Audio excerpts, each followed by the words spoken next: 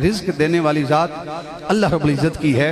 वो हर किसी को रिज्क देता है, किसी की रिज्क के ऊपर नजरें जमानी नहीं चाहिए। अपना रिज्क चाहे थोड़ा है या बड़ा है, उस पर शुक्र करना चाहिए। जब आपके अंदर शुक्र की कैफियत आती है तो आप खुश हो जाते हैं। मूसा कलीमुल्लाह हैं, अहलो अयाल के ज़हन में ख्याल आया कि कैसे इनको मैं रिज्क पहुँचाऊँगा।